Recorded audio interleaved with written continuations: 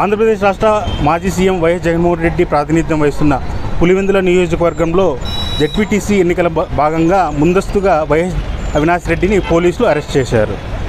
ఒంటిపిట్ట ఉప ఎన్నికల పోలింగ్ నిర్వహించేందుకు అంతా సిద్ధమైంది. ఈ నేపథ్యంలో కడప ఎంపీ అవినాష్ రెడ్డిని పోలీసులు ముందస్తు అరెస్ట్ చేశారు. ఈయన ఇంటి వద్ద పోలీసులు భారీగా మోహరించారు. దీంతో ఇంటి వద్దనే ఆయన నిరసనకు దిగారు.